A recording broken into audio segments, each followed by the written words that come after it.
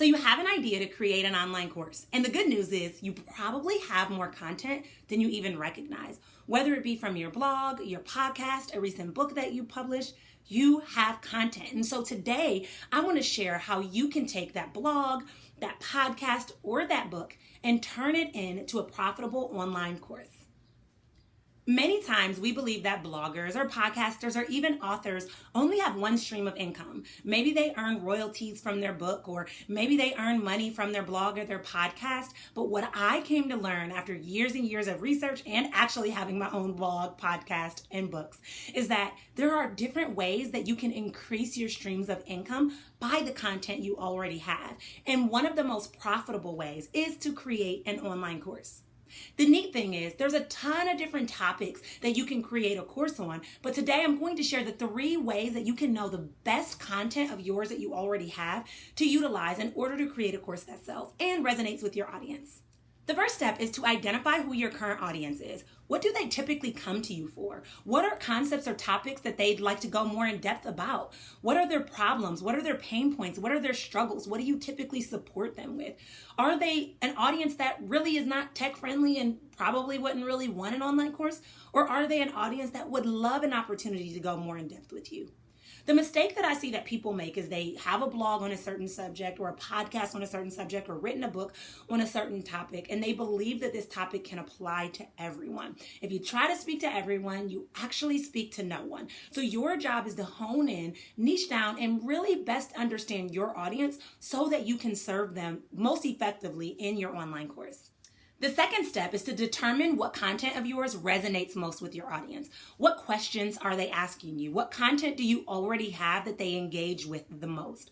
Your job is to best understand what your audience needs so that you can serve them at the highest level possible. So for example, if you have a blog on finances and you're talking about all aspects of finances, getting rid of debt, saving, retirement, all of it, but the part that seems to relate most to your audience is knocking down debt, maybe you know that your course should be focused on the debt aspect because that is the concept and the topic that resonates most with your audience. Or maybe you have a podcast and you talk about divorce and healing through, during, and after divorce, but it really stands out to your audience, the part about after divorce. So maybe you create a course about the after divorce aspect. Maybe you have a podcast on a totally different subject altogether, but you're like, you know what? My audience keeps asking me questions about how I got my podcast up and running and how I made it so popular.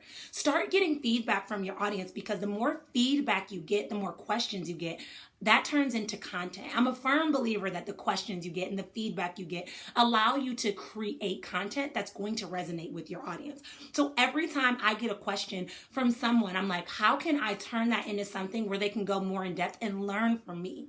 The reality is your audience trusts you. And so your job is to show up and support them in as many ways as you possibly can, because not only are you giving yourself an opportunity to impact them, you're also giving yourself an opportunity to increase your income as well. After you follow the first 2 steps, you move into the third step, and that is to consider how you can go more in depth with the content that your audience needs to hear from you.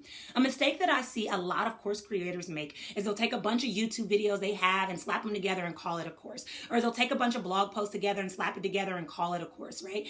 That's not the way that you create an effective course. And obviously, you're not just going to create a course for decoration. You want to create a course to impact your audience in a positive way. And so you got to determine what content they want, but take it a step further and determine how you can go more in depth. The last thing you want to do is just give a bunch of information without it being transformational as well. And so the best way to determine how you can make it more transformational is to determine the content you want to deliver, take the content you already have, and go more in depth with it. So maybe your story resonated about how you got out of debt after a bad marriage or whatever it may be. But now, how can you give them practical steps that they can implement after they get out of a bad marriage to get themselves out of debt? Your job is to take it a step further and go more in depth to give your audience the information and the content that they desperately need from you.